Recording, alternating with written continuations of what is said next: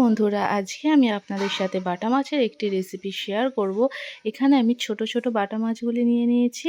বাটা মাছগুলি ভালো করে কেটে ধুয়ে পরিষ্কার করে নিয়ে তার মধ্যে নুন, হলুদের গুঁড়ো ভালো করে মিশিয়ে নেব।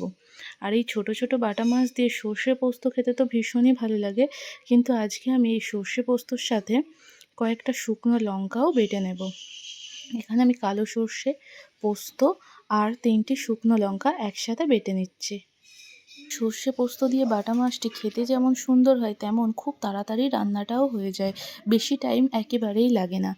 আমার সর্ষে পোস্ত আর শুকনো লঙ্কা বাটা হয়ে গেছে। এবার একটি বাটির মধ্যে তুলে নিচ্ছি।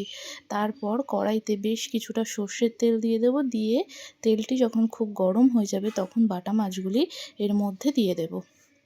তেলের মধ্যে বাটা মাছগুলি দিয়ে একটু ওয়েট করে যাব, যাতে খুব ভালো করে একটা পিঠ ভাজা হয়ে গেলে তারপর অন্য পিঠটা উল্টাবো। তা না হলে মাছগুলি অনেক সময় ভেঙে যায়। মাছগুলি ভাজা হয়ে গেছে, এবার তুলে নেব। তারপর ওই তেলের মধ্যেই অল্প একটু কালো জিরে আর দিয়ে দিচ্ছি 2টো কাঁচা লঙ্কা।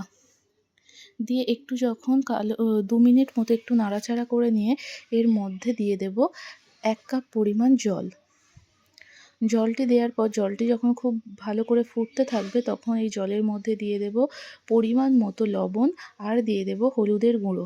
দিয়ে 5 মিনিট মতো ফুটিয়ে নেব।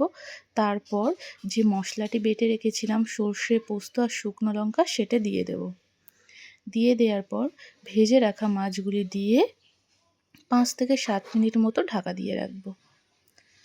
ছোট ছোট বাটা মাছগুলি ভাজা খেতেও ভীষণ ভালো লাগে, তবে এইভাবে একবার সর্ষে পোস্ত দিয়ে বানিয়ে দেখতে পারেন। 7 মিনিট পর ঢাকাটি খুলে দেখব ঝোলটি একেবারেই কমে গেছে। আমি এইরকম ঝোল রেখে নামিয়ে নেব। আপনারা যতটা ঝোল পছন্দ করেন সেই রকম গ্রেভি রেখে নামাতে পারেন। তৈরি হয়ে গেছে বাটা মাছ দিয়ে সর্ষে পোস্তর সুন্দর একটি রেসিপি। আপনারাও বাড়িতে এটি ট্রাই করতে পারেন। আর দেখা হচ্ছে পরের কোনো ভিডিওতে।